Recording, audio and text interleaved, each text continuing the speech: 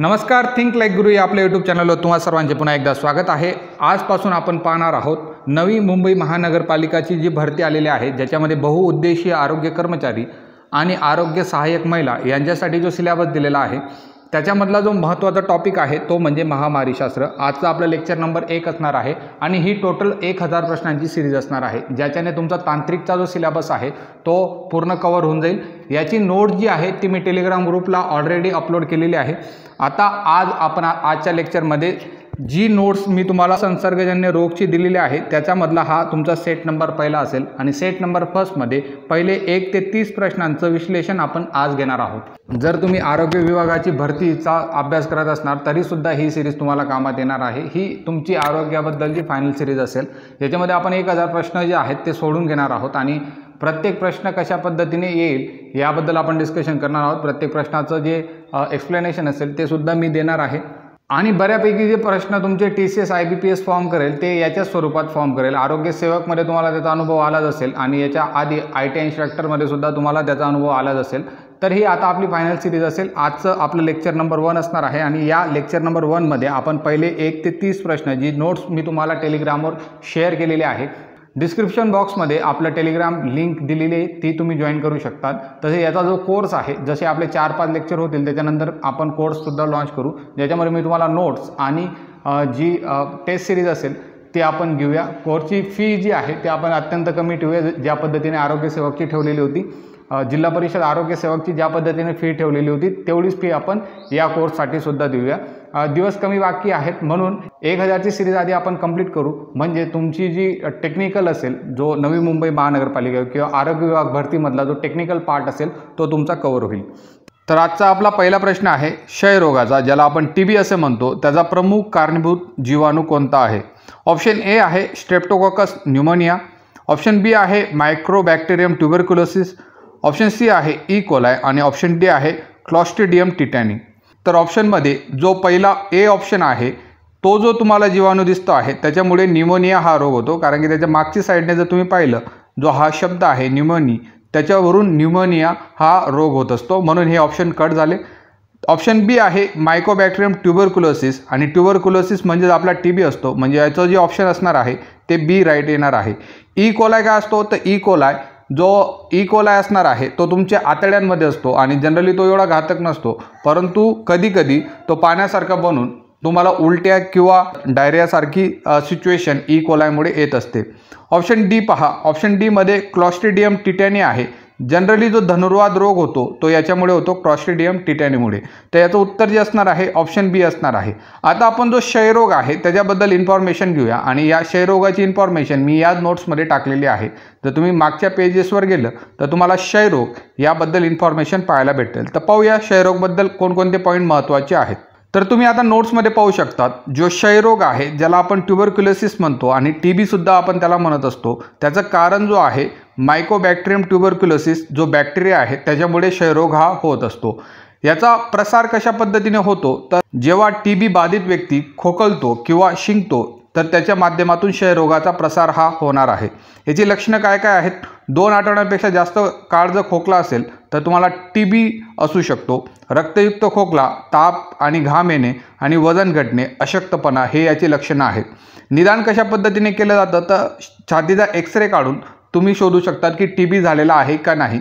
नंतर sputum taste जी आहे, जिला थुंकी तपासणी म्हणतात, त्याचा वापर करून सुद्धा तुम्ही TB डिटेक्ट करू शकतात आणि CBNAT जी जेन एक्सपर्ट आहेत त्याचा वापर करून सुद्धा TB या रोगाचं निदान हे केलं जाऊ शकतं। उपचार पद्धती कोणती आहे TBची तर डॉट्स ही उपचार पद्धती TBसाठी वापरली जाते, ज्याला directly observe treatment short course असं सुद्धा म्हटलं जातं। भरपूर एक्झाममध्ये प्रश्न विचारला जातो की डॉट्स ही उपचार पद्धती कोणत्या रोगावर उपायकारक आहे तर डॉट्स ही निगडीत आहे TBशी। नंतर उपचार जो आहे 6 महिन्यापर्यंत अँटी TB औषध घेऊन उपचार हा केला जातो। नंतर जर आपण प्रतिबंध पाहिलं तर BCGची लस ह्याच्यावर महत्त्वाची ठरत असते। आता या TBबद्दल करंट अफेअरमध्ये कोणकोणत्या स्कीम चालू आहेत त्या सुद्धा आपण एकदा पाहून घेऊया। तर राष्ट्रीय क्षयरोग नियंत्रण कार्यक्रम, ज्याला RNTCP असं सुद्धा म्हणतात, आणि निश्चय पोषण योजना ही TBशी रिलेटेड सरकारी योजना आहे। याच्या अंतर्गत TB जे रुग्ण असतात त्यांना दरमहा इथं 500 दिलेला आहे, परंतु आता 1000 रुपये दरमहा करण्यात आलेले आहेत. आणि ते कशा पद्धतीने दिले जातात तर डायरेक्ट बेनिफिट ट्रान्सफरच्या आधारे ते दिले जातात. प्रश्न विचारला जाऊ शकतो की निक्षय पोषण योजना कशाशी निगडित आहे, तर ती क्षयरोग नियंत्रण कार्यक्रमाची एक एक्सटेंडेड व्हर्जन आहे आणि क्षयरोग नियंत्रणासाठी ती वापरलं जातं. नंतर जर पुढे पाहायला गेलं तर भारत सरकारने RNTCP हा एक प्रोग्राम लॉन्च केलेला आहे. RNTCPचा जर फुल फॉर्म तुम्ही पाहिला तर R for revised, N for national, revised national, T for tuberculosis, C for control आणि P फॉर प्रोग्राम. RNTCP म्हणजे revised national tuberculosis control programme, ज्याला मराठीमध्ये आपण म्हणतो सुधारित राष्ट्रीय क्षयरोग नियंत्रण कार्यक्रम. हा एक प्रोग्राम भारत सरकारने लॉन्च केलेला आहे आणि याचा जे मुख्य उद्देश असणार आहे ती म्हणजे भारतातील क्षयरोग जे रुग्ण आहेत त्यांची संख्या कमी करणं आणि या रोगावर नियंत्रण प्राप्त करणं. जर या प्रोग्रामकडे पाहिलं तर 2025 पर्यंत भारताला क्षयरोग मुक्त भारत करण्याचं यांचं टार्गेट होतं RNTCP प्रोग्रामच्या अंतर्गत. भारतामध्ये जर तुम्ही पाहिलं तर राष्ट्रीय क्षयरोग नियंत्रण कार्यक्रम ज्याला नॅशनल ट्युबरक्युलोसिस प्रोग्राम हा 1962 पासून हा कार्यक्रम होता.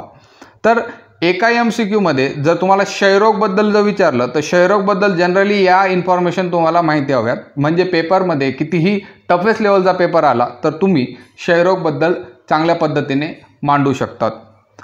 तर हे सर्व आपण नोट्समध्ये दिलेलं आहे, एकदा तुम्ही रीड करा. आता आपण सेकंड क्वेश्चनकडे जाऊया. सेकंड क्वेश्चन काय आहे, प्लेग जो रोग आहे कोणत्या कीटकामुळे पसरतो? ऑप्शन A आहे डास, ऑप्शन B आहे उंदीर, ऑप्शन C आहे उंदरावरील पिसू आणि ऑप्शन D आहे माशी. याचं उत्तर एकदम सिंपल आहे. उंदरावरील जे पिसू असतात त्यांच्यामुळे प्लेग हा पसरत असतो. सर्वांना याच्याबद्दल माहिती आहे. तर प्लेगबद्दल थोडीफार इन्फॉर्मेशन तुम्हाला मी सांगतो. जो प्लेग आहे, जो प्लेग वर्ड आहे PLAGUE, हा जो वर्ड आहे तो लॅटिन भाषेच्या PLAGA प्लॅगा या शब्दापासून बनलेला आहे आणि या शब्दाचा अर्थ होतो ते म्हणजे संकट.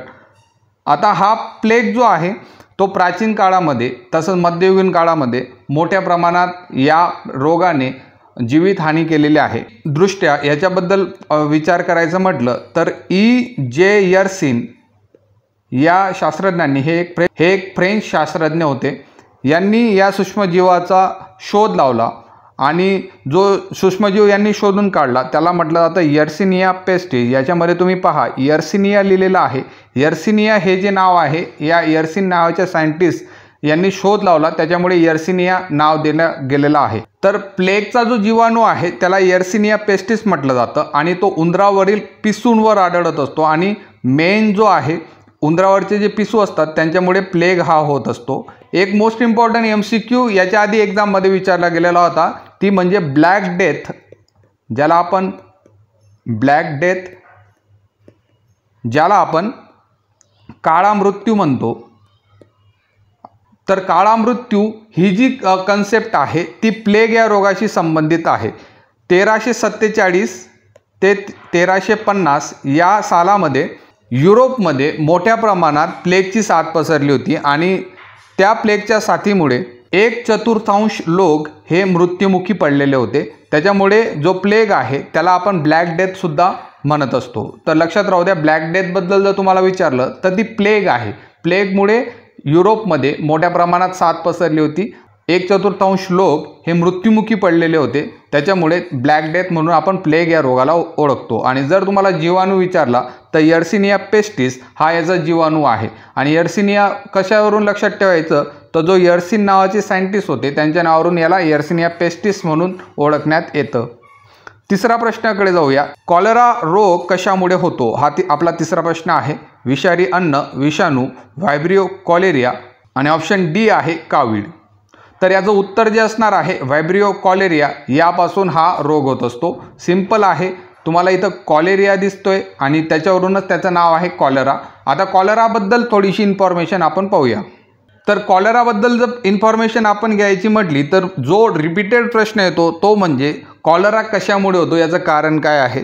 तर कॉलरा हा रोग व्हिब्रिओ कॉलेरिया या जीवाणूमुळे होणार असतो आणि या जीवाणूमुळे काय होतं, आपले जे आतडे असतात त्याच्यामध्ये विष तयार होते, ज्यामुळे तुम्हाला अतिसार होणार आहे। तर याचं कारण काय असेल, विब्रियो कॉलेरिया या बॅक्टेरियापासून, या जीवाणूपासून हा रोग होणार आहे। प्रसाराचा मार्ग तर दूषित पाणी आणि अन्नामधून तुम्हाला कॉलेरा होत असणार आहे। लक्षणं काय असतील तर अतिसार होतो, उलटी होते, अत्याधिक निर्जलीकरण होते आणि खूप थकवा आणि त्वचेवर सुरकुत्या पडत असतात।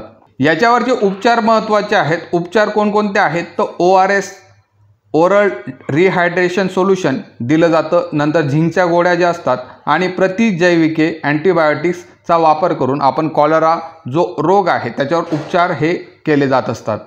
याच्यासाठी महत्त्वाचं आहे की उकळलेले किंवा फिल्टर केलेले पाणी प्यावे, स्वच्छता राखणं, हात धुणं आणि कॉलरा प्रतिबंधक जी लस आहे तिचा वापर करून आपण कॉलरा हा रोग टाळू शकतो।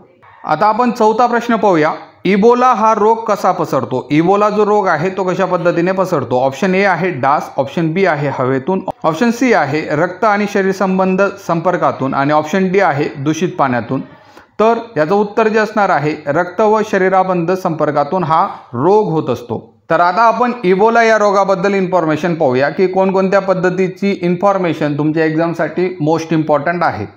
तर इबोलाबद्दल सुद्धा आपण नोट्समध्ये दिलेला आहे। इबोलाला इबोला व्हायरस डिसीज असं सुद्धा म्हणतात, ज्याला EVD सुद्धा म्हटलं जातं। याचं जे कारण आहे ते म्हणजे इबोला व्हायरस आणि ज्याला दुसरं नाव आहे फिलोवायरेडिया। याचा जो प्रसार होतो संक्रमित व्यक्तीचं जे रक्त आहे किंवा शरीरस्त्राव यांच्याशी थेट संपर्क आल्यामुळे इबोला व्हायरस हा पसरत असतो। लक्षणे काय काय आहेत, ताप, उलटी, अतिसार, अंतर्गत रक्तस्राव हे सर्व याची लक्षणं आहेत। तर याच्यामध्ये जो मृत्यूदर आहे तो खूपच जास्त आहे आणि याच्या जे लसी आहेत किंवा उपचार आहेत ते आता चालू आहेत। तर एका एक्झाममध्ये विचारलं गेलेलं होतं की इबोला हा काय आहे, तर इबोला एक व्हायरस आहे। ओके, ही गोष्ट तुम्हाला लक्षात ठेवायची आहे की इबोला हा एक विषाणू आहे। पहिली गोष्ट लक्षात ठेवायची की इबोला काय आहे, कधी विचारला गेलेला होता 2015 मध्ये BSSC CGLच्या एक्झाममध्ये हा प्रश्न विचारला गेलेला होता की इबोला काय आहे, तर तो एक व्हायरस आहे। त्याच्यानंतर याच्यावरचा दुसरा प्रश्न तुम्हाला विचारला जाऊ शकतो, तो म्हणजे इबोला जे नाव ठेवलं गेलेलं आहे ते आफ्रिकेतील एका नदीच्या नावावर याचं इबोला नाव ठेवलं गेलेलं आहे। 1976 मध्ये हा जो रोग आहे तो आफ्रिकेतील या नदीच्या परिसरामध्ये सापडला होता, म्हणून याला इबोला नाव ठेवलं गेलेलं आहे। जर इबोलाबद्दल करंट अफेअरबद्दल विचारलं तर एप्रिल 2025 मध्ये असा कोणता देश आहे ज्याने डिक्लेअर केलं की त्यांच्या इथं इबोला सुडान विषाणू नाही। असा कोणता देश आहे ज्याने डिक्लेअर केलं की त्यांच्यामध्ये इबोला सुडान विषाणू रोग आता पूर्णपणे नाही, उद्रेकाचा शेवट झालेला आहे, असा कोणता देश आहे। असा प्रश्न जर तुम्हाला विचारलं तर तो असणार आहे युगांडा। युगांडामध्ये आधी इबोलाचे रुग्ण आढळले होते, नंतर WHO कडून त्यांना मदत पुरवण्यात आली आणि 42 दिवस युगांडामध्ये एकही इबोला विषाणूचा रुग्ण आढळून आला नाही, म्हणून एप्रिल 2025 मध्ये युगांडा या देशाला इबोला विषाणू रोगपासून शेवट झालेला देश म्हणून जाहीर करण्यात आलेला आहे। तर हा तुमचा करंट अफेअरचा लिंक असणार आहे इबोलाबद्दल। आता आपण पुढच्या प्रश्नाकडे जाऊया। एक गोष्ट तुम्ही लक्षात ठेवायची आहे, मी नोट्स तुम्हाला प्रोव्हाइड केलेल्या आहेत। नोट्सच्या आजूबाजूला भरपूर जागा आहे, त्या रिक्त जागेमध्ये लेक्चरमधले जेवढे पॉईंट मी तुम्हाला सांगतोय ते सर्व पॉईंट तुम्ही या भागामध्ये, हा जो तुम्हाला भाग दिसतोय तिथं तुम्ही लिहून घ्या, म्हणजे याच्यानंतर जेव्हा पण तुम्हाला रिवाईज करायचा टाईम येईल, जी आत्ताची भरती आहे तेव्हा तर कामात येईलच, परंतु आरोग्य विभागाची जी भरती येईल त्याच्यामध्ये सुद्धा ते तुम्हाला कामात येणार आहे। आता आपण पाचवा प्रश्न पाहूया, रेबीज ज्याला हायड्रोफोबिया म्हटलं, विषाणू कोणत्या प्राण्याद्वारे प्रामुख्याने पसरतो। सिंपल प्रश्न आहे, रेबीज कशामुळे होतो। ऑप्शन ए आहे मांजर, ऑप्शन बी आहे घुबड, ऑप्शन सी आहे कुत्रा आणि ऑप्शन डी आहे घोडा। तर याचं उत्तर असणार आहे कुत्रा। मांजरच्या माध्यमातून सुद्धा रेबीज पसरत असतो, एक गोष्ट लक्षात ठेवा, परंतु इतक्या मोठ्या प्रमाणात रेबीज हा मांजरीच्या माध्यमातून पसरत नाही, तर याचं उत्तर जे येणार आहे ते तुमचं कुत्रा येणार आहे। आता रेबीजबद्दल काही गोष्टी, जे काही पॉईंट आहेत जे आपल्या नोट्समध्ये लिहिले आहेत ते आपण रिवाईज करूया। तर रेबीजबद्दल महत्त्वाचे पॉईंट, तर रेबीज कशामुळे होतो याचं कारण आहे रेबीज व्हायरस। रेबीज व्हायरसमुळे रेबीज होणार आहे। याचा जो वाहक आहे प्रामुख्याने कुत्रा असणार आहे, पण इतरही प्राणी सुद्धा रेबीजचे वाहक असणार आहेत। तर लक्षणे काय आहेत, जलभीती ज्याला हायड्रोफोबिया म्हणतात, नंतर उन्माद, मृत्यू जवळपास निश्चित हे सर्व ज्या गोष्टी आहेत ती रेबीजची लक्षणं आहेत. याच्यावर उपाय काय आहेत तर त्वरित व्हॅक्सिनेशन करणं, पोस्ट एक्सपोजर प्रोफायलॅक्सिस करणं आणि HRIG ही जी मेथड आहे ती रेबीजसाठी वापरली जाते. एकदा जर तुम्हाला रेबीजचे लक्षणं दिसले तर त्याच्यानंतर उपचार होत नाहीत. म्हणून जेव्हा पण कुत्रा चावला लगेच व्यक्तीने रेबीजची जी उपचार पद्धती आहे ती घेतली पाहिजे. 2019 मध्ये उत्तर प्रदेशची जी लेखपालची परीक्षा होती त्याच्यामध्ये हा प्रश्न विचारला गेलेला होता. 6वा प्रश्न आहे, HIV एड्स आजार कोणत्या प्रकारच्या जीवामुळे होतो? ऑप्शन ए आहे बॅक्टेरिया, ऑप्शन बी आहे विषाणू, ऑप्शन सी आहे बुरशी आणि ऑप्शन डी आहे प्रोटोझोआ. तर HIV एड्स या टॉपिकवर भरपूर प्रश्न विचारले जातात. याच्यानंतर सुद्धा तुम्हाला काही प्रश्न रिपीटेड भेटतील. तर HIV एड्स हा जो आजार आहे तो विषाणूमुळे होत असतो. HIV हा विषाणू आहे आणि तो CD4 ज्या पेशी आहेत त्या नष्ट करतो आणि त्याच्यामुळे रोगप्रतिकारक शक्ती जी आहे ती कमी होते आणि त्याच्याने माणसाचा मृत्यू हा होत असतो. HIV बद्दल जे पॉईंट आहेत त्या थोड्याफार प्रमाणात जे पॉईंट असतील ते आपण डिस्कस करूया. तर HIV एड्स जो आहे त्याचं कारण काय आहे तर कारण असणार आहे ते म्हणजे व्हायरस एका विषाणूमुळे होणार आहे आणि त्या व्हायरसचं नाव आहे ह्यूमन इम्युनोडिफिशियन्सी व्हायरस, ज्याला आपण HIV असं म्हणत असतो.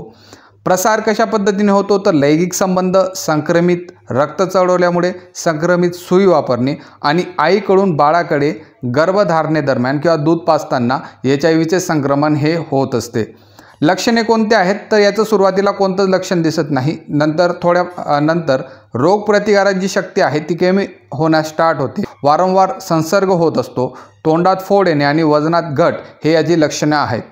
याचं निदान जर पाहायला गेलं तर निदानवरून तुम्हाला प्रश्न विचारला जातो की एलिसा टेस्ट जी आहे ती कशासाठी केली जाते तर HIVच्या निदानासाठी एलिसा टेस्ट ही करण्यात येत असते. त्यानंतर वेस्टर्न ब्लॉट टेस्ट जी आहे ती सुद्धा HIV एड्ससाठी करण्यात येते आणि CD4 जो काउंट आहे, कारण की HIV जो रोग असतो तो आपल्या पेशींमधले CD4 काउंटवर अफेक्ट करतो. म्हणून CD4 काउंट ही टेस्ट HIVमध्ये करण्यात येते. जी रोगप्रतिकारक पेशी ज्या आहेत त्या मोजल्या जातात आणि त्या जर कमी झालेल्या असतील तर HIV एड्सची लागण झालेली आहे अशा पद्धतीने ते कॅल्क्युलेशन केलं जातं. याच्यावर उपचार कोणकोणते आहेत तर उपचार आहेत anti retroviral therapy, ART therapy आपण म्हणतो. तर याचा जो ART थेरपी आहे ती आजन्म व्यक्तीला ही घ्यावी लागत असते. तसंच नियमित तपासणी आणि निगा राखणं हे सुद्धा उपचार त्याच्यावर केल्या जात असतात. याचा प्रतिबंध कशा पद्धतीने करता येतो तर सुरक्षित लैंगिक संबंध, सुई व ब्लेड शेअर करू नयेत, रक्त तपासणी करूनच रक्त चढवावं लागतं आणि HIVची जनजागृती आणि शिक्षण हे जे आहेत ते HIVवर प्रतिबंधक उपाय आपण करू शकतो. आता तुम्ही स्क्रीनवर पाहू शकतात की HIVवर कोणता कार्यक्रम आहे, कोणता प्रोग्राम आहे जो भारत सरकार जनरली लॉन्च केलेला आहे. तर राष्ट्रीय एड्स नियंत्रण कार्यक्रम हा भारत सरकारने लॉन्च केलेला कार्यक्रम आहे.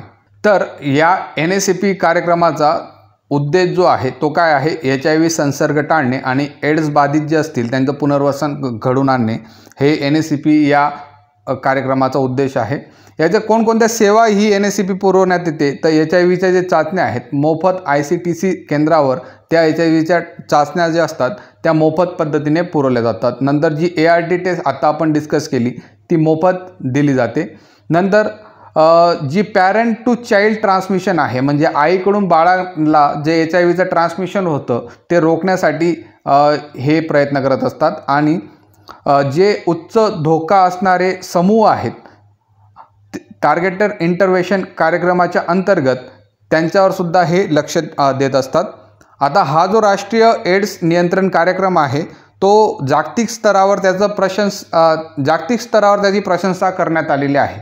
जर तुम्हाला विचारलं गेलं तर जनरली याचा फुल फॉर्म विचारला जातो आणि ही कधी सुरू करण्यात आलं होतं तर 1992 मध्ये हा कार्यक्रम सुरू करण्यात आलेला होता. आता तुम्हाला एक प्रश्न आहे की जागतिक एड्स दिवस कधी सेलिब्रेट केला जातो. या प्रश्नाचं उत्तर तुम्ही कमेंट बॉक्समध्ये द्यायचं आहे. 1988 पासून हा जो दिवस आहे तो सेलिब्रेट केला जातो. 1988 पासून WHOने एक दिवस होता ज्याला राष्ट्रीय एड्स दिवस म्हणून कन्सिडर करण्यात आलं होतं. तर कोणता दिवस आहे हा प्रश्न, या प्रश्नाचं उत्तर तुम्ही कमेंट बॉक्समध्ये देऊ शकता. तर आता आपण पुढच्या प्रश्नाकडे जाऊया जो 7वा प्रश्न आहे. 7वा प्रश्न काय आहे टायफॉईडच्या निदान करण्यासाठी खालीलपैकी कोणती चाचणी ही केली जाते? टायफॉईड जो रोग आहे त्याचं निदान करण्यासाठी खालीलपैकी कोणती चाचणी ही केली जाते? ऑप्शन ए आहे एलिसा, ऑप्शन बी आहे PCR, ऑप्शन सी आहे विडाल टेस्ट आणि ऑप्शन डी आहे मॅनटॉक्स टेस्ट. तर या प्रश्नामध्ये टायफॉईड याच्याबद्दल विचारलेलं आहे आणि टायफॉईडचं जे निदान आहे ती करण्यासाठी कोणती चाचणी वापरली जाते याबद्दल आपल्याला विचारलं गेलेलं आहे. तर याचं उत्तर असणार आहे विडाल टेस्ट आणि ते उत्तर कशा पद्धतीने आलं ते मी तुम्हाला सांगतो. जी तुमची एलिसा टेस्ट आहे, ही जी एलिसा टेस्ट असते ती जनरली जे विषाणू असतात ज्याला आपण व्हायरस म्हणतो, व्हायरसमुळे जे रोग होत असतात, तर व्हायरसमुळे जे रोग होतात त्यांच्या निदानासाठी एलिसा टेस्ट ही वापरली जाते. व्हायरसने कोणकोणते रोग होतात? तर HIV होतो, आता आपण पाहिलं HIV होतो, त्याच्यानंतर डेंग्यू होतो, डेंग्यूमध्ये सुद्धा ही टेस्ट वापरली जाते. त्याच्यानंतर कोविड-19 जे आहे हे सर्व व्हायरसमुळे होणारे रोग आहेत. तर या व्हायरसमुळे जे रोग होतात त्याच्यासाठी एलिसा टेस्ट ही वापरली जाते. ऑप्शन बी पहा, जिला म्हटलं जातं PCR टेस्ट, ज्याचं फुल फॉर्म आहे पॉलिमरेज चेन रिॲक्शन. फुल फॉर्म याच्यामध्ये PCR साठी फुल फॉर्म लक्षात ठेवण्याची गरज नाही, परंतु PCR कशासाठी वापरली जाते? तर DNA आणि RNA शोधण्यासाठी याचा वापर केला जातो. तर PCR ही टेस्टसुद्धा टायफॉईडमध्ये वापरली जाऊ शकते, परंतु ती एकदम महागडी आहे, खर्चिक आहे आणि जनरली आपण टायफॉईडमध्ये तिचा वापर करू शकत नाही आणि एकदम विशेष पातळीवर ती वापरली जाते. म्हणून PCR टेस्ट याचं उत्तर येणार नाही, एलिसा याचं उत्तर येणार नाही. ऑप्शन डी पहा, ऑप्शन डी आहे मॅनटॉक्स टेस्ट. तर मॅनटॉक्स टेस्ट कशासाठी वापरली जाते? तर TBमध्ये मॅनटॉक्स जी टेस्ट आहे ते TBमध्ये वापरली जाते, म्हणून याचं उत्तर तुमचं विडाल टेस्ट येणार आहे. तर तुम्हाला माहिती आहे विडाल टेस्टमध्ये आपण रक्त घेतो आणि रक्तामध्ये O आणि H हे प्रतिजन असतात आणि O आणि H हे जे अँटीबॉडीज असतात त्या तपासल्या जातात. त्याच्यावरून व्यक्तीला टायफॉईड झालेला आहे की नाही हे कळत असतं, म्हणून याचं उत्तर येणार आहे विडाल टेस्ट. आता मेन पॉईंट काय आहे ते म्हणजे टायफॉईड. टायफॉईडमध्ये काय काय महत्त्वाचे पॉईंट आहेत त्याच्याबद्दल आपण आता डिस्कस करूया. तर आता आपण टायफॉईड जो आहे त्याच्याबद्दल पाहूया. तर त्याचं कारण काय आहे? तर सॅल्मोनिया टायफाई या जीवाणूमुळे हा रोग होत असतो. याचा संसर्गाचा मार्ग म्हणजे तुम्हाला टायफॉईड कशा पद्धतीने होईल? तर दूषित अन्न खाल्ल्याने आणि पाणी पिल्याने हा टायफॉईड रोग हा होत असतो. लक्षणे काय आहेत? सातत्याने वाढणारा ताप, पोटदुखी लागते, भूक न लागणे आणि याचं जे निदान आहे ते विडाल टेस्टने होत असतं, जो आता आपला प्रश्न होता. तर तुम्ही नोट्समध्ये पाहू शकतात, मी एक विशेष बाब इथं नोंदवलेली आहे. काही जण कॅरियर होतात आणि टायफॉईड मेरी प्रसिद्ध उदाहरण असं मी म्हटलेलं आहे. तर हे मॅटर काय आहे नेमकं? आयर्लंडमध्ये एक महिला होती, तिचं नाव होतं मेरी मॅलन. एक महिला होती, आयर्लंडमध्ये तिचा जन्म झालेला होता.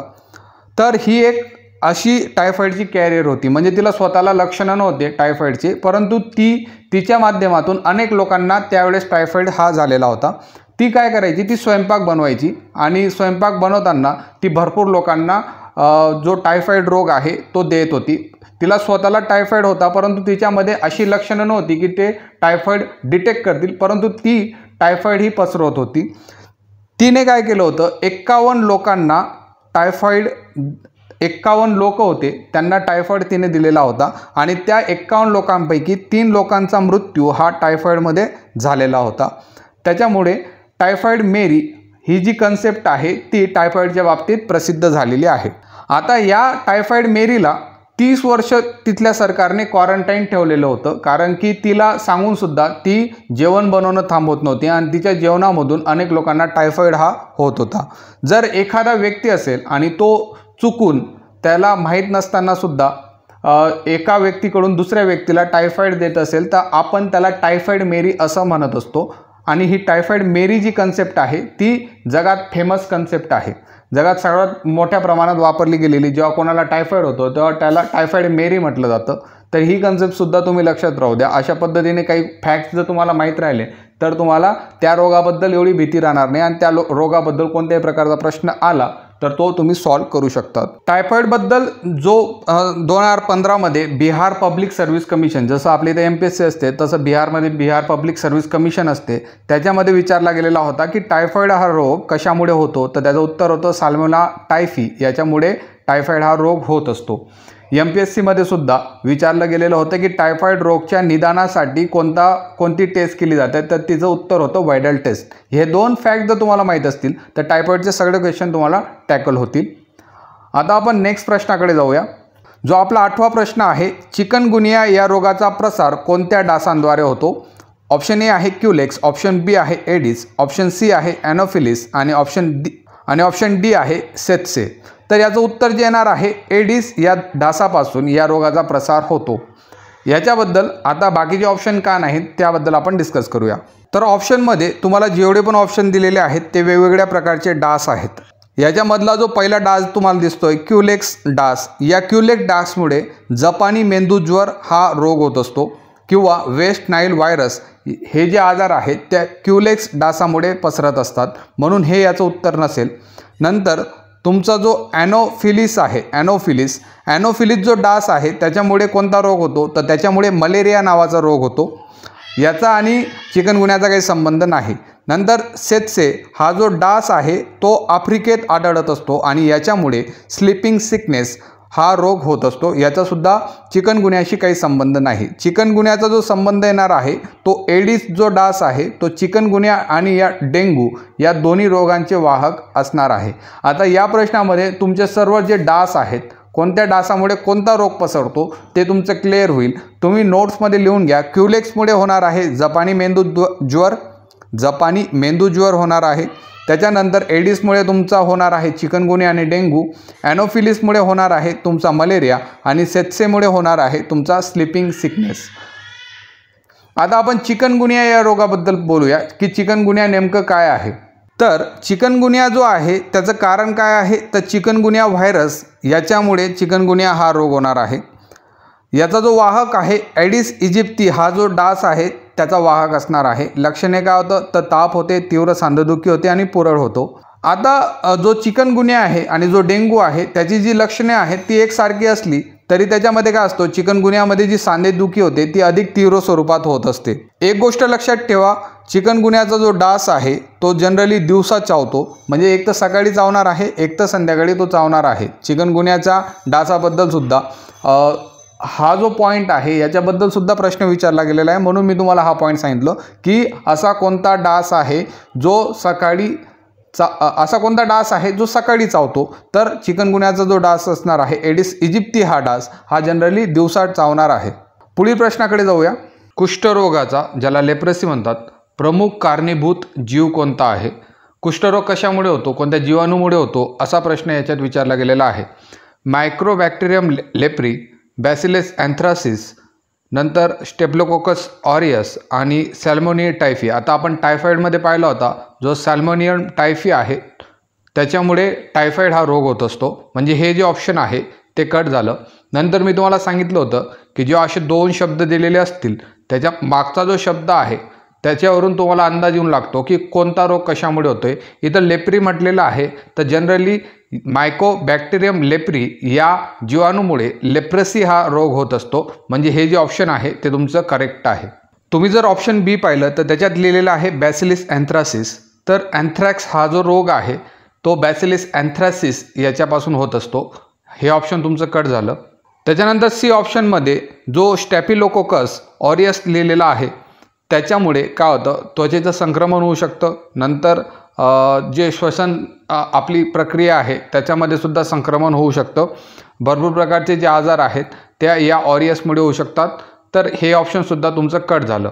आता जर आपण कुष्ठरोगाबद्दल बोलायचं झालं तर कुष्ठरोग नेमका काय आहे आणि कुष्ठरोगाबद्दल कोणकोणते पॉईंट आपल्याला लक्षात ठेवण्यासारखे आहेत ते आता आपण पाहून घेऊया. तर आपला जो कुष्ठरोगाचा जो पॉईंट आहे तो पॉईंट 8वा आपल्या नोट्समध्ये दिलेला आहे. कुष्ठरोगाला लेप्रेसी सुद्धा म्हणतात आणि हॅन्सन डिसीज असं सुद्धा म्हटलं जातं. तर तुम्हाला एक गोष्ट कुष्ठरोगाबद्दल माहिती हवी की कुष्ठरोग जो आहे तो कशापासून होणार आहे. तर कुष्ठरोगाचं जे कारण आहे मायकोबॅक्टेरियम लेप्री या बॅक्टेरियामुळे कुष्ठरोग हा होत असतो. कुष्ठरोग काय करतो, हळूहळू तो तुमच्या शरीरावर प्रभाव पाडणं चालू करतो. त्वचापासून स्टार्ट होतो, नंतर ती आपली जी नर्व सिस्टीम आहे, आपली जी मज्जासंस्था आपण त्याला म्हणतो, त्याला इफेक्ट करतो. त्याच्यानंतर श्वसन मार्ग, त्याच्यानंतर डोळ्यांवर त्याचा इफेक्ट हा वाढत जातो. त्याची लक्षणं कोणकोणती आहेत, तर त्वचेवर पहिले पांढरे ठिपके पडतात, नंतर सुन्नता जाणवते, हातपायांचे विकृतीकरण होते, हे सर्व जे आहेत ते कुष्ठरोगाचे लक्षणं आहेत। तर आता आपण पाहूया की कुष्ठरोगचा जो प्रसार आहे तो कशा पद्धतीने होतो। जो व्यक्ती संक्रमित आहे त्याच्या नाकातून किंवा तोंडातून जो बाहेर पडणारे जे थेंब असतात त्यांना आपण ड्रॉपलेट म्हणत असतो, त्याच्यामुळे हा रोग जो आहे तो पसरत असतो। एकदम संत गतीने हा जो रोग आहे तो पसरतो आणि तुम्ही जर फक्त हस्तांदोलन केलं म्हणजे तुम्ही हँडशेक केलं किंवा जेवण शेअर केलं तर त्याच्यामुळे हा आजार होत नाही। जनरली आपल्या इथं अशी कन्सेप्ट असते की कुष्ठरोगाच्या सानिध्यात तुम्ही 2 सेकंद आले तर तुम्हाला कुष्ठरोग होऊन जाईल, तर असं काही राहत नाही। तुम्ही हस्तांदोलन केलं किंवा जेवण शेअर केलं त्याच्यामुळे तुम्हाला कुष्ठरोग होईल अशी शक्यता नाही। जर तुम्ही कुष्ठरोगांच्या संपर्कात दीर्घकालीन असणार आहात तर तेव्हा थोडीफार शक्यता बनते, परंतु हस्तांदोलन आणि जेवण शेअर केल्याने कुष्ठरोग हा पसरत नाही। मग कुष्ठरोग झाला आहे की नाही याचे जे लक्षणे आहेत ते तुम्हाला लक्षात आले पाहिजे। सर्वात आधी त्वचेवर पांढऱ्या कलरचे किंवा जांभळसर चट्टे पडतात आणि त्या चट्ट्यांमध्ये कोणत्याही प्रकारची संवेदना नसते। नंतर ज्याला कुष्ठरोग होतो त्याच्या हातापायामध्ये झणझणीतपणा आणि मुंग्या येतात। मुंग्या आल्यानंतर स्नायू जे असतात त्यांच्यामध्ये अशक्तपणा येतो आणि डोळ्यांचा कोरडेपणा आणि दृष्टीदोष हे जे सिम्पटम्स आहेत ते तुम्हाला पाहायला भेटतात। आणि जी लास्ट स्टेप असणार आहे त्याच्यामध्ये हातपाय जे आहेत ते विकृत होऊन जातात। हे सर्व कुष्ठरोगामध्ये होत असतं। जनरली आता तुम्ही आरोग्य सेवकसाठी एक्झाम देत आहात, या गोष्टी तुम्हाला माहिती हव्यात, कारण की तुम्ही आरोग्य सेवा केंद्रावर जेव्हा जातील तेव्हा यासारखे पेशंट जे असतात ते तुम्हाला पाहायला भेटतील। मग याचं जे उपचार आहेत, हा जो उपचार आहे त्याला म्हटलं जातं MDT, ज्याचा फुल फॉर्म आहे मल्टी ड्रग थेरपी। आणि ही जी थेरपी आहे ती कोण पुरवणार आहे? WHO ही पुरवत असते। आणि कुष्ठरोगाबद्दल एक गोष्ट लक्षात ठेवायची, कुष्ठरोग हा पूर्णपणे बरा होऊ शकतो। आजपासून 20 वर्ष जर तुम्ही आधी गेले तर कुष्ठरोगाबद्दल गैरसमज भरपूर आपल्या समाजात पसरलेले होते, परंतु बाबा आमटे यांनी हे जे कुष्ठरोगाचे गैरसमज होते ते बऱ्यापैकी दूर केलेले आहेत। आणि एक गोष्ट लक्षात ठेवायची, हा जो रोग आहे तो वंश परंपरागत नाही, म्हणजे आईकडून वडिलांकडून त्याच्या मुलाला, त्याच्या मुलाकडून त्याच्या मुलाला या पद्धतीने हा रोग येत नाही। तर हा पूर्णपणे बॅक्टेरियामुळे येणार आहे आणि बॅक्टेरियाचं इन्फेक्शन झाल्यानेच कुष्ठरोग येणार आहे। तर या सर्व गोष्टी तुम्हाला कुष्ठरोगाबद्दल माहिती हव्यात। आता आपण आपला जो 10वा प्रश्न आहे तो पाहूया। 10व्या प्रश्नामध्ये डेंग्यू तापामध्ये रक्तातील कोणत्या पेशी या कमी होतात? ऑप्शन ए आहे लाल पेशी, ऑप्शन बी आहे पांढऱ्या पेशी, ऑप्शन सी आहे प्लेटलेट्स आणि ऑप्शन डी आहे हिमोग्लोबिन। तर याचं जे उत्तर येणार आहे ते येणार आहे प्लेटलेट। डेंग्यूमध्ये तुम्हाला जनरली माहिती आहे की डेंग्यूमध्ये ज्या प्लेटलेट असतात त्या खूप कमी होतात, ज्यामुळे रक्तस्राव हा होतो। तर आपण या डेंग्यूबद्दल इन्फॉर्मेशन घेऊया की डेंग्यू जो आहे त्या रोगाबद्दल जनरली एक्झाममध्ये भरपूर प्रश्न विचारले जातात। तर डेंग्यूबद्दल जर बोलायचं झालं तर डेंग्यू कशामुळे होणार आहे? तर डेंग्यू होणार आहे डेंग्यू व्हायरसमुळे। 4 प्रकारचे व्हायरस असणार आहेत, 4 प्रकारचे विषाणू त्याच्यामध्ये तुम्हाला पाहायला भेटतील। V1, डेनV2, डेनV3 आणि डेनV4 अशा पद्धतीने संबोधत असतो। वेगवेगळ्या प्रकारचा जो डेंग्यू असेल त्याच्यानुसार हे व्हायरस तुमचे पाहायला भेटणार आहेत। पुढचा जो पॉइंट आहे की हा जो डेंग्यू आहे तो कशामुळे पसरतो? तर डेंग्यू जो पसरणार आहे एडिस इजिप्ती हा जो डास आहे तो चावल्यानंतर डेंग्यू पसरणार आहे। हा प्रश्न भरपूर वेळेस रिपीट केलेला आहे। याच्यामध्ये लक्षणे काय असतात? तर अचानक तुम्हाला ताप जे आहे तो वाढलेला दिसेल, त्याच्यानंतर डोकेदुखी, डोळ्यांचा जो मागे आहे तिथं दुखतं, नंतर सांधेदुखी आणि स्नायूदुखी। एक गोष्ट लक्षात ठेवा, जो डेंग्यू एखाद्या व्यक्तीला होतो तर त्याचा ताप जो आहे एवढा वाढतो की त्याचे जे स्नायू असतात ते स्नायू आणि जे सांधे असतात ते दुखायला लागतात आणि असं वाटतं की तुमचे हाडच मोडले गेलेले आहेत। म्हणून डेंग्यूला आपण ब्रेकबोन फीवर सुद्धा म्हणत असतो। जर तुम्हाला प्रश्न विचारला की असा कोणता रोग आहे ज्याला ब्रेकबोन फीवर नाव दिलं जातं तर आपण डेंग्यू हे ऑप्शन चूज करणार आहोत। याच्यानंतर सुद्धा तुम्हाला MCQ पाहायला भेटतील। पहिल्या 10 मध्ये तुम्हाला 10 रोग, पहिल्या 10 MCQ मध्ये तुम्हाला 10 रोग पाहायला भेटतील। पुढचे MCQ आपण सॉल्व जेव्हा करू तेव्हा आपले जे काम असेल ते इझी होईल, म्हणून मी एवढं जास्त एक्सप्लेनेशन तुम्हाला देत आहे। डेंग्यूमध्ये त्वचेवर लाल चट्टे सुद्धा पडतात आणि जी प्लेटलेट्स आहेत त्यांची संख्या सुद्धा कमी होताना दिसते। जनरली तुम्हाला प्लेटलेट काउंट्सवरून डेंग्यू झालेला आहे की नाही हे समजायला मदत होते। जर तुमचे प्लेटलेट्स कमी झाले असतील तर डेंग्यूची चाचणीही होत असते। नंतर जर तुमची कंडिशन डेंग्यूमध्ये जास्त खराब झाली तर रक्तस्राव सुद्धा तुम्हाला पाहायला भेटतो। त्याला आपण डेंग्यू हॅमेरिक फीवर असं सुद्धा म्हणत असतो। अशी डेंग्यूची कंडिशन ज्याच्यामध्ये रक्तस्राव होतो। तर याचं जे निदान आहे अँटीजन टेस्ट जी असते NS1 अँटीजन टेस्ट हिचा वापर करून आपण निदान हे करू शकतो। नंतर अँटीबॉडी टेस्ट जी आहे तिचा वापर करून डेंग्यू आहे की नाही ते आपण टेस्ट करू शकतो। तसंच आपले जे प्लेटलेट काउंट्स आहेत ते मोजून सुद्धा डेंग्यूचे निदान हे केले जाते। नंतर उपचार कोणकोणते आहेत तर याच्यावर उपचार आहेत, तुम्हाला भरपूर विश्रांती लागते, नंतर तुम्ही द्रव पदार्थ घेतात, नंतर डेंग्यूमधला जो ताप असतो त्याच्यासाठी डॉक्टर जे असतात ते पॅरासिटामॉल देत असतात। याच्यामध्ये ॲस्पिरिन जी आहे ती टाळावी लागते। हा प्रश्नसुद्धा एकदा विचारला गेलेला होता की ॲस्पिरिन कोणत्या रोगामध्ये टाळली जाते तर डेंग्यू या रोगामध्ये ॲस्पिरिन जे आहे ते आपण टाळत असतो, कारण की हे जे ॲस्पिरिन आहे ते काय करतं आपलं रक्त जे आहे ते पातळ करण्याचं काम करतं। रक्त पातळच्या गोळ्या जे म्हणतो आपण त्याच्यामध्ये ॲस्पिरिन असणार आहे। आणि डेंग्यू हा जो रोग एखाद्या व्यक्तीला होतो आणि डेंग्यू हा रोग जेव्हा एखाद्याला होतो तेव्हा डेंग्यूमध्ये त्या व्यक्तीची जी प्लेटलेट्स आहेत ते ऑलरेडी कमी झालेले असतात आणि रक्त अजून जर तुम्ही बारीक करायचा प्रयत्न केला तर इंटरनल ब्लिडिंग ज्याला अंतर्गत रक्तस्राव आपण म्हणत असतो ते होतं। त्याच्यामुळे ॲस्पिरिन जी आहे ती या रोगामध्ये टाळली जाते। याचा प्रतिबंध कशा पद्धतीने करता येईल तर पाण्याची साठवण टाळावी लागते, नंतर दिवसाच्या वेळेसही मच्छरदाणी वापरतात आणि शरीर झाकणारे कपडे घातले तर डेंग्यू हे टाळता येतात। आता मला एक सांगा, दिवसाच्या वेळेसही मच्छरदाणी वापरा असं का म्हटलेलं आहे, कारण की मी मागच्या एका प्रश्नामध्ये बोललो होतो की याचा जो एडिस इजिप्ती हा जो डास आहे जनरली दिवसा चावणार आहे, त्याच्यामुळे दिवसाच्या वेळेसही मच्छरदाणी वापरा हा पॉईंट आपण इथं घेतलेला आहे। आता आपण चिकनगुनिया आणि डेंग्यू या दोघांबद्दल बोललेलो होतो, त्याच्यासाठी एक कार्यक्रम भारत सरकारने आणलेला आहे, तो म्हणजे राष्ट्रीय डेंग्यू चिकनगुनिया नियंत्रण कार्यक्रम। या कार्यक्रमाचं उद्दिष्ट काय आहे तर एडिस डासामुळे होणाऱ्या आजारांचे नियंत्रण करणे या कार्यक्रमाचे उद्दिष्ट आहे। याच्यामधल्या उपाययोजना ज्या आहेत, घराघरात तपासणी केली जाते, जनजागृती केली जाते, फवारणी आणि धूर मोहीम केली जाते, नंतर जलसाठा काढणे आणि डास निर्मूलन सुद्धा केलं जातं आणि शाळा, अंगणवाडी व सार्वजनिक ठिकाणी माहिती फलक याच्याबद्दल तुम्हाला पाहायला भेटतील। तर हे जे सर्व होणार आहे ते राष्ट्रीय डेंग्यू व चिकनगुनिया नियंत्रण कार्यक्रम याच्या अंतर्गत होणार आहे। आता आपण पुढचा प्रश्नाकडे जाऊया। पुढचा प्रश्न काय आहे? पुढचा प्रश्न आहे, कोणता रोग ब्लॅक डेथ म्हणून ओळखला जातो? याच्याबद्दल आपण ऑलरेडी चर्चा केलेली आहे।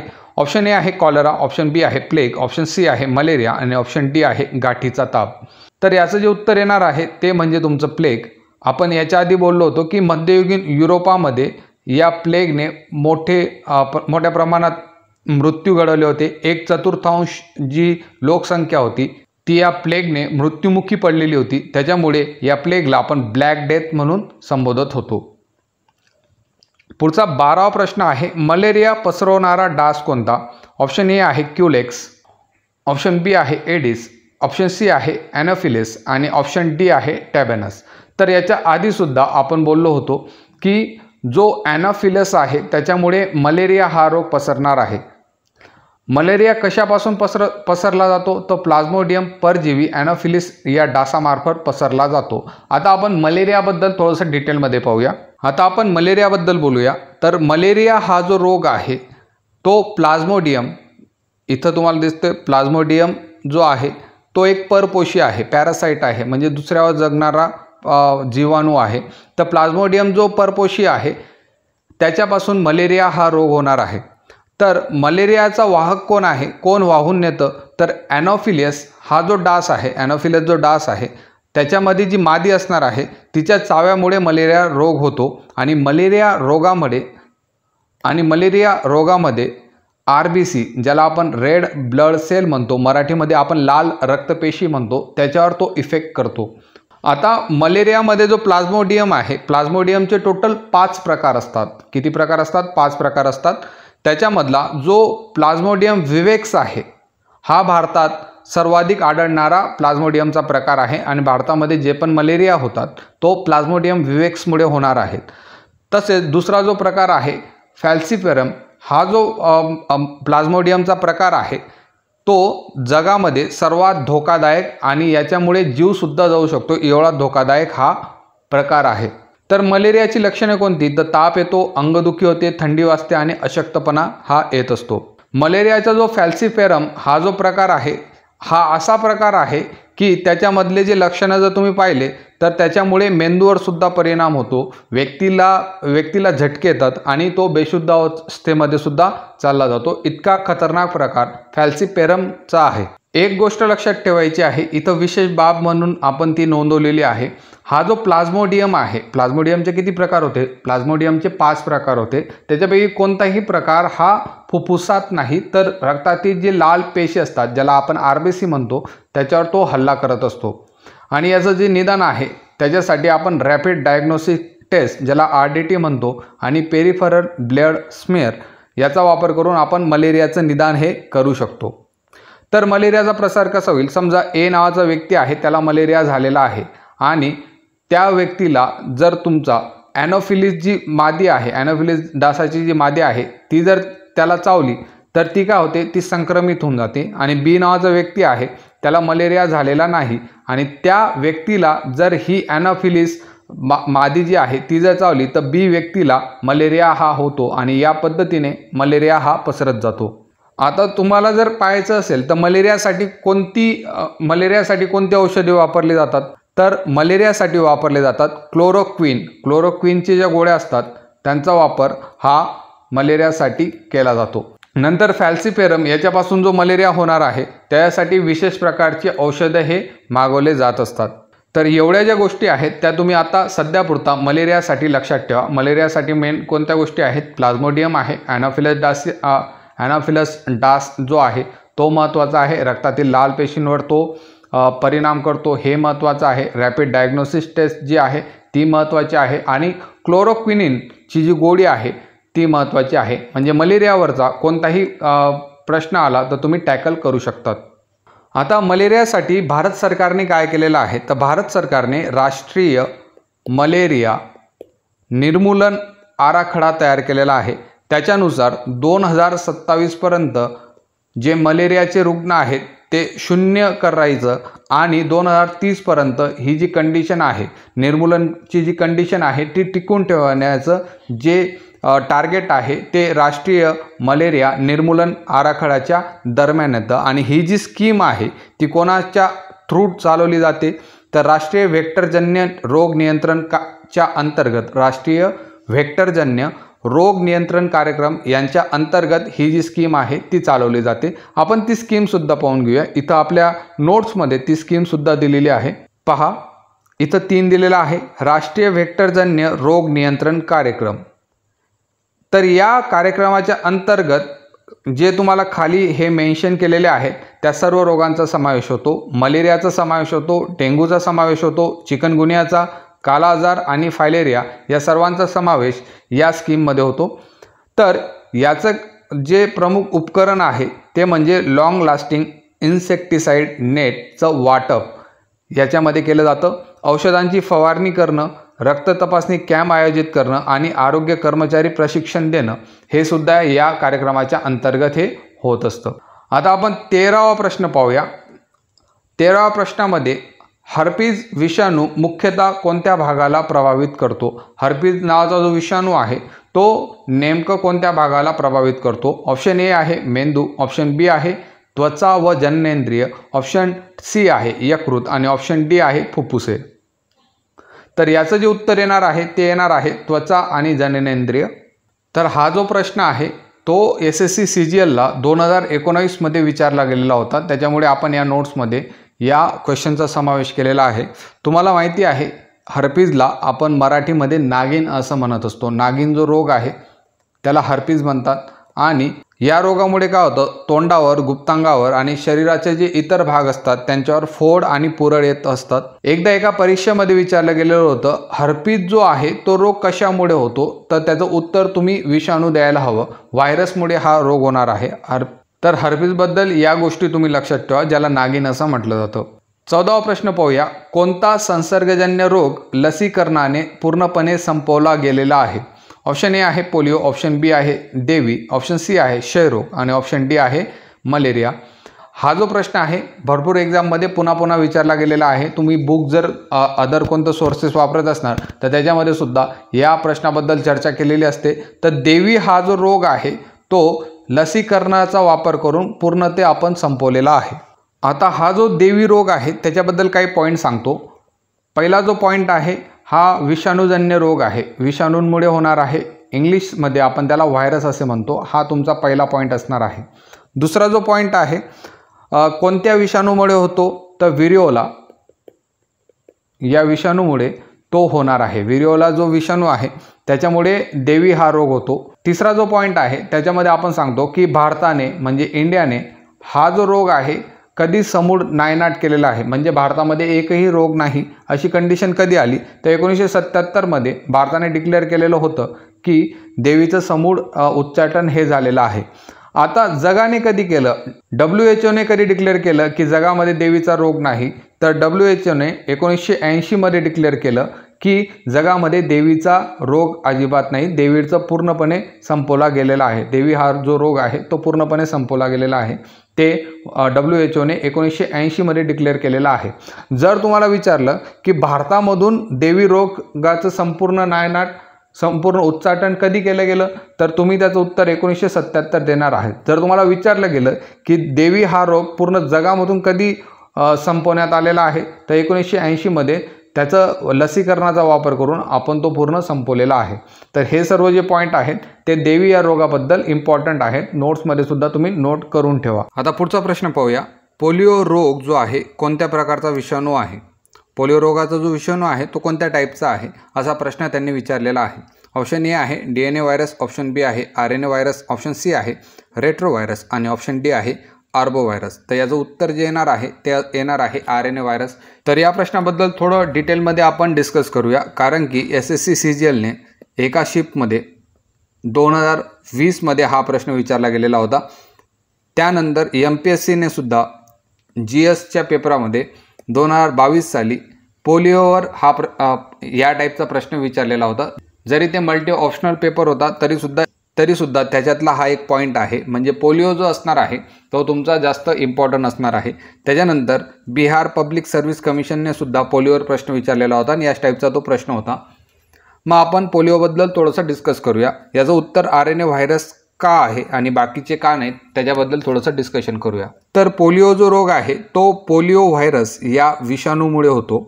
हा तुमचा एक प्रश्न आहे की पोलिओ रोग हा एक पोलिओ व्हायरस या विषाणूमुळे होतो। हा जो विषाणू आहे तो कोणत्या टाईपचा आहे? RNA टाईपचा व्हायरस आहे। ओके, तो त्याची जी माहिती आहे त्या पोलिओची जी माहिती असणार आहे तो कशामध्ये स्टोअर करणार आहे? RNA मध्ये स्टोअर करतो। त्याच्यासाठी तो RNAचा वापर करतो, DNAचा वापर करत नाही। मग याच्यावरून तुमच्या लक्षात येतं की पोलिओचा जो व्हायरस आहे तो RNA वापरणार आहे, DNA वापरत नाही, म्हणजे तुमचा ऑप्शन ए कट झाला। त्याच्यानंतर ऑप्शन सी पहा, रेट्रो व्हायरस। तर रेट्रो व्हायरस काय असतात? तर रेट्रो व्हायरस हे RNA वापरत असतात। जसं मी एकदा मागच्या आरोग्य सेवकच्या एक्झाममध्ये DNA RNAचे स्ट्रक्चर तुम्हाला शिकवलं होतं, त्याच्यामध्ये आपण इतक्या डीपमध्ये गेलो नव्हतो। रेट्रो व्हायरस काय करतात? रेट्रो व्हायरस हे RNA वापरत असतात। रेट्रो व्हायरस हे RNA वापरून परत त्याचं रूपांतर हे DNA मध्ये करत असतात। आणि या टाईपमध्ये जर तुम्हाला कोणता रोग पाहायला भेटतो तर HIV जो व्हायरस आहे तो रेट्रो व्हायरस असणार आहे। DNA व्हायरसचं एक्झाम्पल जर तुम्ही पाहिलं तर हिपॅटायटिस बीचा जो व्हायरस आहे, हिपॅटायटिस बीचा जो व्हायरस आहे तो DNA व्हायरस आहे। आर्बो व्हायरस मध्ये काय होतं? आर्बो व्हायरसमध्ये काय होतं? जो विषाणू असतो, जो तुमचा व्हायरस असतो तो डासांचा वापर करून इकडं तिकडं पसरत असतो। मग आर्बो व्हायरसचं एक्झाम्पल आपण पाहिलं की असा डास जो व्हायरस पसरवतो म्हणजे आर्बो व्हायरस असणार आहे।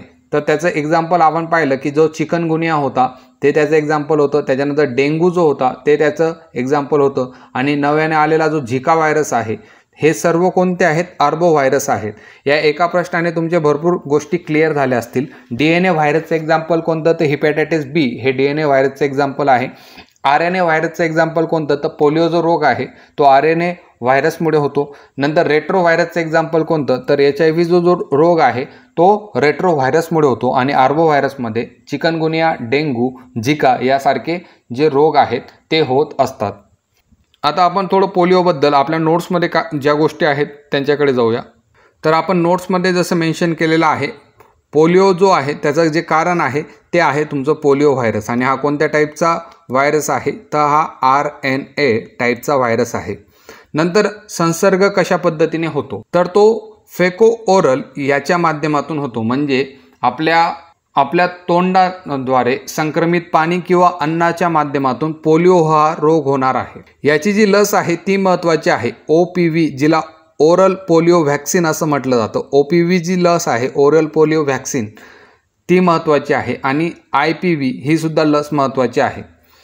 भारताने पोलिओ फ्री घोषित झाला आहे, पण लसीकरणची आवश्यक आहे, ही महत्त्वाची याच्यात बाब असणार आहे। तर आता आपण OPO बद्दल जर पाहिलं, जी मी आता बोललो तुम्हाला, OPV ज्याला आपण ओरल पोलिओ व्हॅक्सिन असं म्हणतो, ही जी लस आहे ती कोणी डिझाईन केली होती? डॉक्टर अल्बर्ट सॅबिन यांनी ही जी लस आहे ती डिझाईन केलेली होती। आणि याच्यामध्ये काय होतात, याच्यामध्ये जिवंत आणि कमकुवत केलेला विषाणू असतो। कशाचा विषाणू असणार आहे? तो पोलिओ व्हायरसचाच विषाणू जो असतो तो जिवंत असतो परंतु कमकुवत केलेला असतो।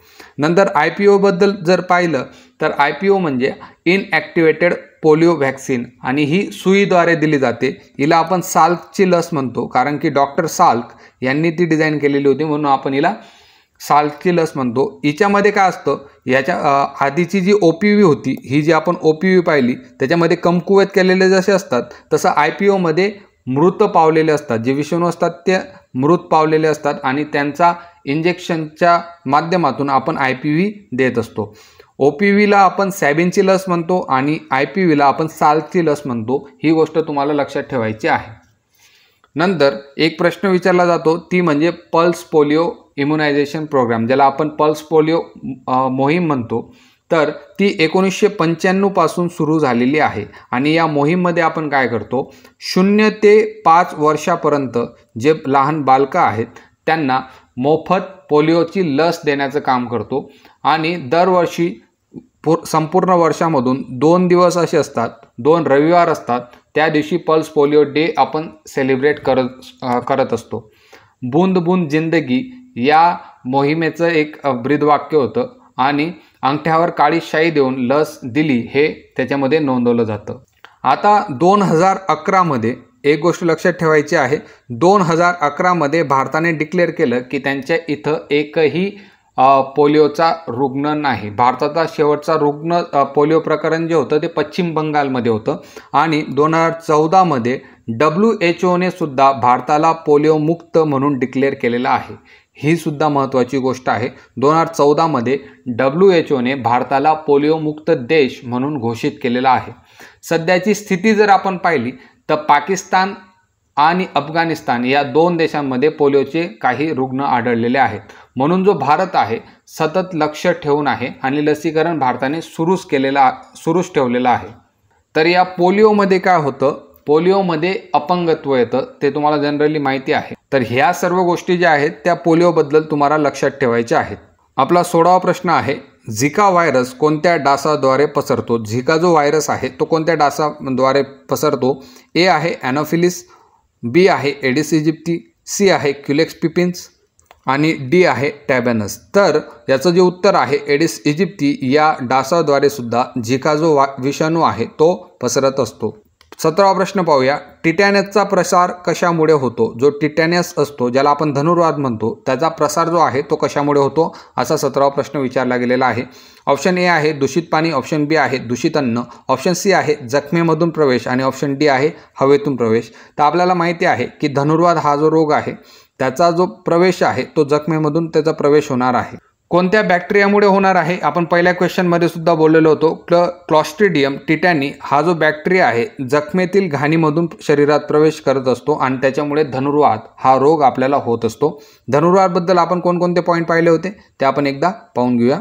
तर आपल्या नोट्समध्ये आपण मेन्शन केलेला आहे, जो तुमचा धनुर्वात आहे त्याचं कारण जे आहे ते क्लॉस्ट्रिडियम टिटॅनी हा जो बॅक्टेरिया आहे त्याच्यामुळे होणार आहे। प्रसार कशामुळे होतो? तर जखमेद्वारे आणि विशेषतः गंजलेले जे धातू असतं त्याच्या कॉन्टॅक्टमध्ये जर तुमची जखम आली तर तुम्हाला धनुर्वात हा रोग होत असतो। याची लक्षणं काय आहेत? स्नायूंना आकडी येते, असं वाटतं की आपल्या ज्या मसल्स आहेत ते मधून कोणीतरी ओढत आहेत, त्याला मसल स्पाझम म्हटलं जातं आणि तुमची जी जबडा आहे तो लॉक होऊन जातो, जबडा जो आहे तो लॉक होतो, त्याला आपण लॉक जॉ असं म्हटलं जातं। याचे जे उपचार आहेत तर टिटॅनस इमोग्लोबिनिन आणि टिटॅनस टॉक्साइड वॅक्सिन याचा वापर करून आपण जो धनुर्वात आहे तो रोखू शकतो। आता या धनुर्वाताबद्दल मी काही तुम्हाला फॅक्ट्ससुद्धा सांगतो। पहिली जी फॅक्ट आहे ती म्हणजे समजा एखादं लहान बाळ आहे, त्याचा जेव्हा जन्म होतो तेव्हा जर त्याची जी नाळ असते त्या नाळला जर तुम्ही दूषित कैचीने किंवा हाताने ती नाळ तोडली तर त्याच्यामुळे काय होतं, त्या बाळाला सुद्धा टीटी हा रोग होण्याचा धोका असतो। तर आपण त्या बाळाला जे टिटॅनस होतो त्याला नवजात टिटॅनस किंवा निओनॅटल टिटॅनस असं म्हणत असतो। तर भारताने 2015 मध्ये निओनॅटल जो टिटॅनस होतो तो एलिमिनेट केलेला आहे असं WHO ने घोषित केलेलं आहे। तर नवजात टिटॅनस 2015 मध्ये एलिमिनेट भारतातून झालेला आहे। आता कोणत्याच नवजातला टिटॅनस हा होत नाही हे त्याच्यावरून आपल्याला लक्षात येतं। नंतर टीटीबद्दल जागतिक टीटी दिवस म्हणजे जागतिक टिटॅनस दिवस जो आहे तो 25 जुलै या दिवशी सेलिब्रेट हा केला जातो। जर तुम्हाला एखादी गंजलेली वस्तू लागली, एखादी गंजलेली वस्तू जर तुम्हाला लागली तर लगेच तुम्ही टीटीचं इंजेक्शन घेणं अत्यावश्यक आहे। जर तुम्ही हे जे इंजेक्शन आहे वेळेत जर घेतलं नाही तर ते तुमच्यासाठी प्राणघातक ठरू शकतं। आता आपण नेक्स्ट प्रश्न पाहूया। 18वा जो प्रश्न आहे, सिफिलिस जो रोग आहे कोणत्या जीवामुळे होतो? ऑप्शन ए आहे नेसरिया जिनोरिया आणि ट्रॅपेनोमा पॅलिडियम, HIV आणि HPV हे ऑप्शन दिलेले आहेत। याचं उत्तर जे आहे ते बी आहे, ट्रॅपेनोमा पॅलिडियम याच्यापासून सिफिलिस हा जो रोग आहे तो होत असतो। सिफिलिस रोगाबद्दल जर बोलायचं झालं, आता हा जो प्रश्न आहे तो टाकण्याचं एकच कारण की हा प्रश्न जी वेस्ट बंगालची जी एक्झाम झालेली होती आरोग्य सेवकची त्याच्यामध्ये हा प्रश्न विचारला गेलेला होता, त्याच्यामुळे मी तुम्हाला हा प्रश्न इथं टाकलेला आहे। आता आपण जो सिफिलिस जो रोग आहे त्याच्याबद्दल इम्पॉर्टंट फॅक्ट जे आहेत त्या पाहून घेऊया। सिफिलिस रोगाबद्दल कोणकोणते प्रश्न आपल्याला विचारले जाऊ शकतात? तर सिफिलिस जो रोग आहे त्याच्यासाठी सर्वात प्रभावी औषध जे आहे ते आहे पेनिसिलिन। पेनिसिलिन जे औषध आहे ते सिफिलिस या रोगावर वापरलं जातं। दुसरा जो पॉईंट आहे तो तुमचा लैंगिक संबंधातून हा जो सिफिलिस जो रोग आहे तो होणार आहे आणि याचं निदान कशा पद्धतीने डायग्नोसिस केलं जातं तर VDR टेस्टचा वापर करून, VDRL ही जी टेस्ट आहे तिचा वापर करून सिफिलिस हा डायग्नोसिस केला जातो। म्हणजे एखाद्या व्यक्तीला सिफिलिस आहे का नाही त्याच्यासाठी आपण VDRL ही टेस्ट करत असतो। जर समजा एखादी गर्भवती महिला आहे आणि तिला सिफिलिस आहे तर तिच्या गर्भाशयात जे बाळ आहे त्याला सुद्धा सिफिलिस होण्याचा धोका असतो। त्याच्यामुळे गर्भपात होऊ शकतो, जे बाळ आहे त्याचा मृत्यू होऊ शकतो आणि त्या बाळाला विकलांगता जी आहे ती सुद्धा येऊ शकते। त्याच्यामुळे गर्भावस्थेमध्ये रक्त तपासणी ही अनिवार्य केली गेलेली आहे। तर हे जे पॉईंट आहेत ते सिफिलिसबद्दल तुम्ही लक्षात ठेवणं गरजेचं आहे। आता 19वा प्रश्न पाहूया। कुष्ठरोग कुठल्या पेशींवर परिणाम करतो? ऑप्शन ए आहे त्वचेच्या पेशी, ऑप्शन बी आहे मज्जातंतू, ऑप्शन सी आहे दोन्ही ए आणि बी आणि ऑप्शन डी आहे रक्तपेशी। तर आपण कुष्ठरोगबद्दल भरपूर गोष्टी जाणून घेतलेल्या होत्या। त्वचेच्या पेशी आणि मज्जातंतू या दोघांना तो अफेक्ट करतो, म्हणजे याचं जे ऑप्शन असणार आहे सी ऑप्शन दोन्ही ए आणि बी हे याचं उत्तर असणार आहे। 20वा प्रश्न पाहूया। रोग प्रसार रोखण्यासाठी सार्वजनिक आरोग्य खातं कोणती यंत्रणा वापरते? ऑप्शन ए आहे ओनली मेडिसिन, ऑप्शन बी आहे फक्त लस, ऑप्शन सी आहे सर्वेक्षण, उपचार आणि शिक्षण आणि ऑप्शन डी आहे फक्त विलगीकरण। तर जनरली जिथं ओनली हा शब्द येतो ते थोडंसं निगेटिव्ह माइंडसेटमध्ये जातं। रोग प्रसार जर थांबवायचा आहे तर जे सार्वजनिक आरोग्य खातं असणार आहे ते सर्वेक्षणसुद्धा करत असते, उपचारसुद्धा करत असते आणि शिक्षणसुद्धा हे देत असते। तर याचं जे उत्तर असणार आहे ते ऑप्शन सी असणार आहे। आता आपण 21वा प्रश्न पाहूया। चिकन पॉक्सचा विषाणू कोणता आहे? ऑप्शन ए आहे झोस्टर व्हायरस, ऑप्शन बी आहे हर्पस सिम्प्लेक्स, ऑप्शन सी आहे एप्स्टीन बार व्हायरस आणि ऑप्शन डी आहे सायटोमेगालो व्हायरस।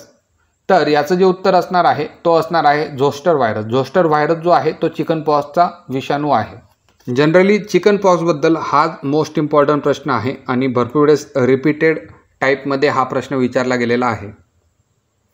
याचा जो प्रसार आहे थुंकीतील थेंब, शिंक आणि खोकला आणि जे एखाद्या व्यक्तीला चिकन पॉक्स झाल्यानंतर जे फोड येतात त्याच्यामधलं जो पाणी आहे त्याच्यामुळे चिकन पॉक्स हा हवेतून पसरत असतो.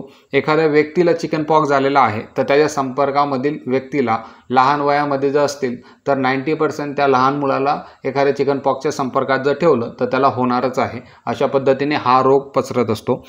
जर परीक्षेच्या दृष्टिकोनातून पाहिलं तर चिकन पॉक्स जो आपण कांजण्या म्हणतो त्याचा जो व्हायरस आहे तोच महत्त्वाचा आहे, ज्याला आपण झोस्टर व्हायरस असं सुद्धा म्हणत असतो. पुढचा प्रश्न पाहूया, 22वा प्रश्न. कोणता रोग स्नेक बाईट शिवायही रेबीज देऊ शकतो? ऑप्शन ए आहे मांजरांचा खवखव, ऑप्शन बी आहे वटवाघुळाचा थुंकी संपर्क, ऑप्शन सी आहे उंदीर आणि ऑप्शन डी आहे मेंढी.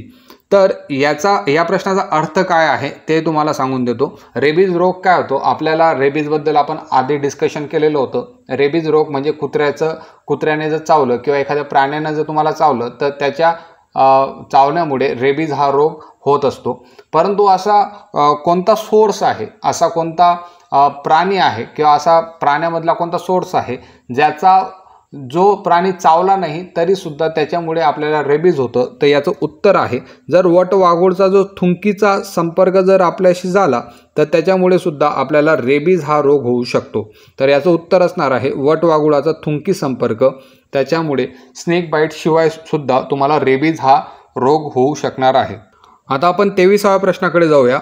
मलेरिया आजारात कोणता परजीवी आढळतो? मलेरिया आजारामध्ये कोणता परजीवी आढळणार आहे? ऑप्शन जर तुम्ही पाहिले तर या ऑप्शनमध्ये प्लाझ्मोडियम हा जो परजीवी आहे ज्याच्याबद्दल आपण मलेरियामध्ये डिस्कशन केलेलंच होतं, तर प्लाझ्मोडियम या परजीवीमुळे मलेरिया हा आजार होणार आहे. 24वा प्रश्न पाहूया. कोविड-19चा विषाणू कोणत्या प्रकारचा आहे? DNA virus, retro virus, RNA virus आणि डबल स्ट्रँडेड RNA व्हायरस. तर हा जो कोविड-19चा विषाणू आहे तो RNA टाईपचा व्हायरस आहे. SARS-CoV-2 हे एक RNA आधारित कोरोना व्हायरस आहे. कोरोना व्हायरसबद्दल आपण पुढच्या लेक्चरमध्ये जेव्हा एखादा MCQ येईल त्याच्यामध्ये कोरोना व्हायरसबद्दल चांगल्या पद्धतीने आपण डिटेलमध्ये एक्सप्लेनेशन पाहणारच आहोत. 25वा प्रश्न पाहूया. हिवताप टाळण्यासाठी मुख्य उपाय कोणता? ऑप्शन ए आहे जंतनाशक औषध, ऑप्शन बी आहे थर्मामीटर वापरणं, ऑप्शन सी आहे डास नियंत्रण आणि ऑप्शन डी आहे लस घेणं. तर हिवतापबद्दल जे आपण बोलत होतो तर डासांची पैदास थांबवणं हा हिवताप नियंत्रणाचा प्रभावी उपाय आहे. एकदम सिंपल प्रश्न होता, परंतु आरोग्य सेवकच्या एका एक्झाममध्ये रिपीट केलेला प्रश्न आहे, त्याच्यामुळे आपण या नोट्समध्ये तो टाकलेला आहे. 26वा प्रश्न पाहूया. टायफॉईडमध्ये कोणत्या प्रकारचा ताप असतो? ऑप्शन ए आहे इंटरमिटंट, ऑप्शन बी आहे high spike with chills, option C आहे स्टेप लॅडर पॅटर्न आणि ऑप्शन डी आहे लो ग्रेड. तर या प्रश्नाचं उत्तर असणार आहे स्टेप लॅडर पॅटर्न. तर स्टेप लॅडर पॅटर्न म्हणजे नेमकं काय? तर टायफॉईडमध्ये जो ताप येतो तो पहिल्या दिवशी थोडा कमी असतो, दुसऱ्या दिवशी तो थोडा वाढतो, तिसऱ्या दिवशी पुन्हा वाढतो. तर अशा पद्धतीने तो थोडा वाढत जातो. टायफॉईडमधला जो ताप असतो तो अशा पद्धतीने वाढत जातो आणि याला आपण म्हणतो स्टेप लॅडर पॅटर्नचा ताप. याला काय म्हणतो आपण? स्टेप लॅडर पॅटर्नचा ताप. आणि हा जो ताप आहे तो जनरली टायफॉईडमध्ये तुम्हाला पाहायला भेटतो. लो ग्रेड काय असतो? तर आपला सामान्य टेम्परेचरपेक्षा थोडंसं तापमान वाढलेलं आहे, ओके, तर त्याला आपण लो ग्रेड ताप म्हणतो. तर हा टायफॉईडमध्ये असणार नाही. नंतर इंटरमिटंट ताप कशा पद्धतीचा असतो? तर इंटरमिटंट तापामध्ये दिवसामध्ये तुम्हाला काही वेळेस ताप येतो, नंतर पुन्हा तो उतरतो, नंतर पुन्हा तो चढतो, म्हणजे अशा पद्धतीने चढतो उतर चढ उतर चढ उतर या टाईपमध्ये इंटरमिटंट ताप असतो. तो टायफॉईडमध्ये तुम्हाला पाहायला भेटत नाही. म्हणजे ऑप्शन ए पण चुकीचा आहे, ऑप्शन डी सुद्धा चुकीचा आहे. ऑप्शन बी मधला जो ताप आहे हाय स्पाइक्स विथ चिल्स, अचानक ताप भरपूर वाढतो, लगेच थंडी वाजायला लागून जाते, पुन्हा एकदा ताप वाढतो, परत थंडी वाजायला लागून जाते, या टाईपमध्ये बी टाईपचा हा जो ताप आहे तो पाहायला भेटतो. तर ऑप्शन बी सुद्धा होणार नाही. टायफॉईडमध्ये तुम्हाला जो ताप पाहायला भेटेल तो पहिल्या दिवशी कमी, त्याच्यानंतर थोडा प्रत्येक दिवशी हा वाढत जातो. तर त्या तापाला आपण स्टेप लॅडर पॅटर्न असं म्हणत असतो. 27वा प्रश्न आहे. MMR लस कोणत्या आजारांसाठी आहे? मोस्ट इम्पॉर्टंट प्रश्न आहे. 8 ते 10 वेळेस आरोग्य सेवकच्या एक्झामला रिपीटेड पॅटर्नमध्ये विचारला गेलेला आहे. यावेळेस सुद्धा येण्याची संभाव्यता जास्त आहे. तर ऑप्शन ए आहे malaria, cholera, rabies, option B आहे मांजरीचा खोकला, flu, chicken pox, option C आहे गोवर, कांजिना, रुबेला आणि ऑप्शन डी आहे टायफॉईड, TB आणि कॉलरा.